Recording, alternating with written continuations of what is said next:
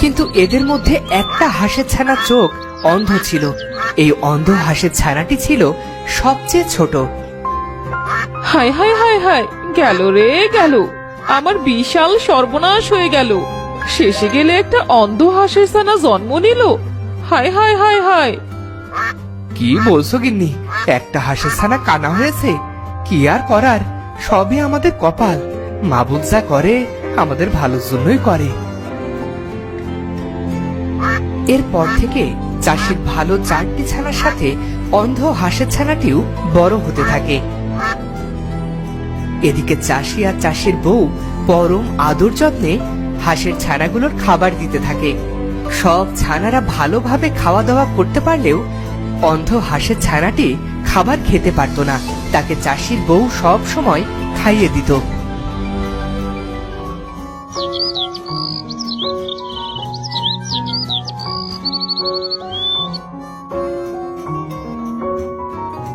গিন্নি, আরে ও গিন্নি, কোথায় তুমি? হাঁস ছানাগুলো যে না খেয়ে আছে। তুমি ওদের খাবার খেতে দাও, আমি সে অন্ধ হাঁসের ছানাটাকে খাবার খেতে দিচ্ছি। চাষি তখন হাঁস ছানাদের খাবার দিতে থাকে। আর ঠিক তখনই তাদের বাড়ির সামনে দিয়ে একটা লোক যাচ্ছিল। সেই লোকটি অন্ধ ছানাটিকে দেখল। বাকি ছানাগুলো খাবার খেতে পারলেও অন্ধ ছানাটি বারবার পড়ে যাচ্ছিল। এটা দেখে লোকটি বলল, কি গো ভাই, তোমার ছানাটি এমন কেন করছে? আসলে এই ছানাটি অন্ধ, তাই না দেখে খাবার খেতে পারে না।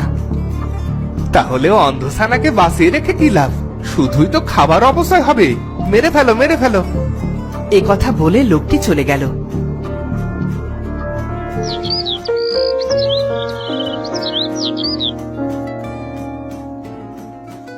কি গো কালু, বাড়ি আসো নাকি?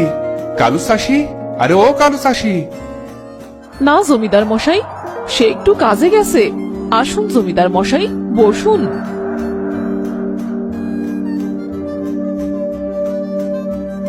হাঁসকে খাবার খাওয়াছো দেখছিলাম। আমার বাড়িতে আবার শহর থেকে মেহমান এসেছে, তাই তোমার বাড়িতে হাঁস কেনার জন্য এলাম। ঠিক আছে জমিদার মশাই, আমি কয়েকটি হাঁস আপনার বাড়িতে দিয়ে আসবেনে। তা না হয় দিয়ে এসো, তবে এই অন্ধ হাঁস ছানা আবার নিয়ে এসো না। আমি কিন্তু এই ছানা কিনবো না। না জমিদার মশাই, আপনাকে অন্ধ হাঁস দিব না তো। তোমার বাড়ির হাঁস তো সব আমিই কিনি, তবে এই অন্ধ হাঁস তো আর আমি কিনবো না। তো এটাকে বাঁচিয়ে রেখে কি লাভ? খাইয়ে দাইয়ে শুধু শুধু পয়সা খরচ। সমস্যা নেই জমিদার মশাই, এটাকে আমি কখনো বিক্রি করব না। এটাকে আমি আমার সন্তানের মতো মনে করি। হ্যাঁ হ্যাঁ, তাছাড়া এই হাঁস ছানা নিয়ে আর তো কোনো কাজ দেখতে পাচ্ছি না। কালু চাষির তো আর কোনো সন্তান নেই, এই অন্ধ হাঁস মুরগি ওর সন্তান। এই কথা বলে জমিদার মশাই তখন কালুর বাড়ি থেকে চলে যায়। জমিদার মশাইয়ের কথা শুনে কালু চাষির স্ত্রী খুব কষ্ট পায় আর কাঁদতে কাঁদতে বলে, সে যাই বলুক, তুই আমারই সন্তান। আমি তোকে অনেক ভালোবাসি। চল চল, তোকে পুকুরের পানিতে নিয়ে যাই। এরপরে চাষির বউ অন্ধ হাঁসের ছানাকে নিয়ে পুকুরের দিকে যেতে থাকে।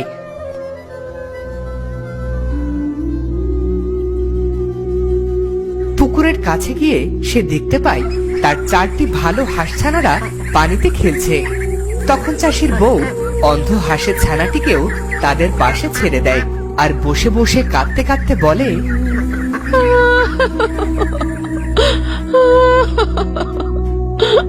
কেন সে খোদা তোকে অন্ধ করে পাঠালো?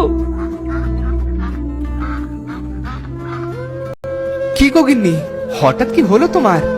এই পুকুর পাড়ে বসে কান্না করছো কেন? এরপর চাষিকে তার বউ সব কথা খুলে বলল। সব শুনে চাষি বলল, লোকে কি বলে তাতে আমাদের কান না দেওয়াই ভালো। এরা যখন যেটাকে ভালো মনে করবে তখন সেটাকে ভালো বলবে, আবার একটু পর সেটাকেই খারাপ বলতে দ্বিধা করবে না। তাই এদের কথা শুনে লাভ কি?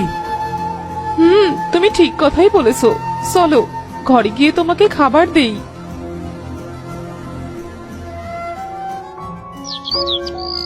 এভাবে দিন যায়, মাস যায়, এরই মধ্যে শীতকাল চলে আসে।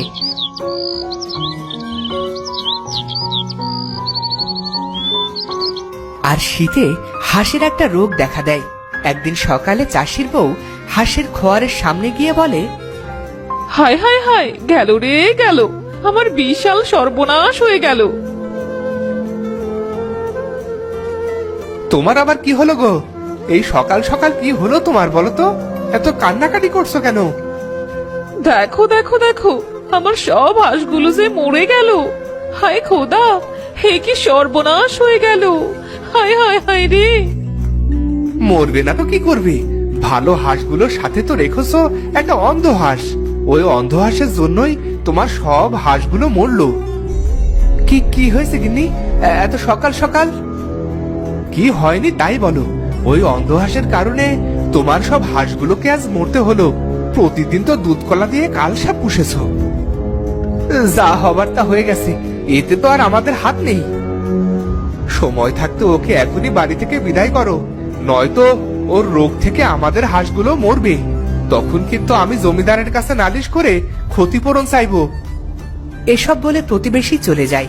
তখন কোনো উপায় না দেখে চাষিটা অন্ধ হাঁসকে মেরে ফেলার সিদ্ধান্ত নেয়। গিন্নি তো কখনোই অন্ধ হাঁসটাকে মারতে দেবে না। এর একটা ব্যবস্থা আমাকেই করতে হবে।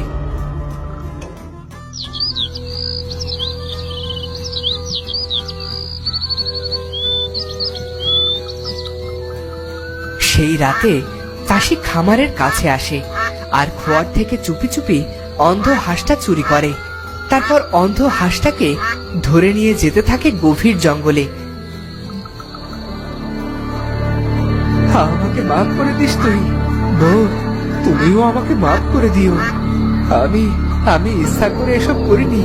এই হাঁসটাকে যতদিন আমাদের কাছে রাখবো ততদিন আমাদের বিপদ আসতেই থাকবে।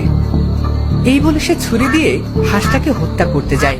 ঠিক তখনই চাষির সামনে এক প্রকৃতি রানী আবির্ভূত হয়। তুমি কি করছো চাষি?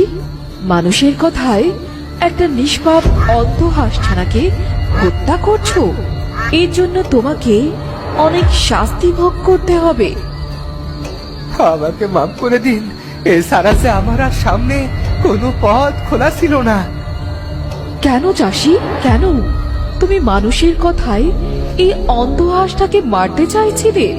যে মানুষ তোমায় ভালোই প্রশংসা আর খারাপের বেলায় ঘৃণা করে, তাদের জন্য তুমি অনেক বোকার মতো কাজ করেছো চাষি। আরে তাই তো। আরে আমি মানুষের কথায় বিশ্বাস করেছি।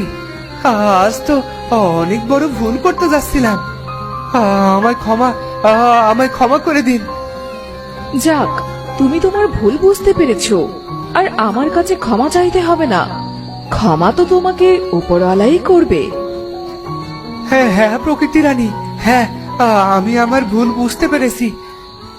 এখন বাড়ি ফিরে যাও, দেখবে একদিন এই অন্ধ হাসি তোমার সব দুঃখ ঘুচাবে।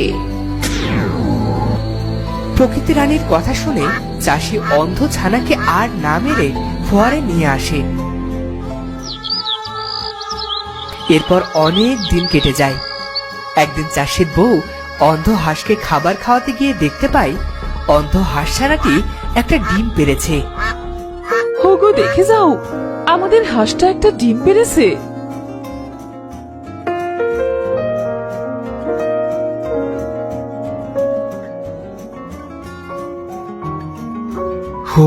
ও গিন্নি, আমি কি দেখছি? আমাকে আমাকে একটা সিমটি কাটো তো গিন্নি, স্বপ্ন দেখছি না তো? আরে এ কি হলো তোমার?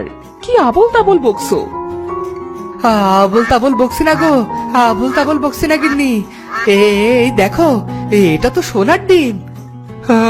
আমাদের অন্ধ হাঁস সোনার ডিম দিয়েছে, কি যে খুশি লাগছে। আর যে আমাদের অভাব থাকবে না। আমাদের অন্ধ হাঁস ছানা আমাদের ভালোবাসার দাম দিয়েছে গো, ভালোবাসার দাম দিয়েছে। এরপর চাষি আর তার বউয়ের আর কোনো অভাব থাকলো না। এভাবে অন্ধ হাঁসটি প্রতিদিন একটা করে সোনার ডিম দিতে থাকলো। তো বন্ধুরা, ভিডিওটি কেমন লাগলো? যদি ভালো লাগে চ্যানেলটি সাবস্ক্রাইব করে বেল আইকনটি বাজিয়ে দিও। দেখা হচ্ছে পরের ভিডিওতে। ধন্যবাদ।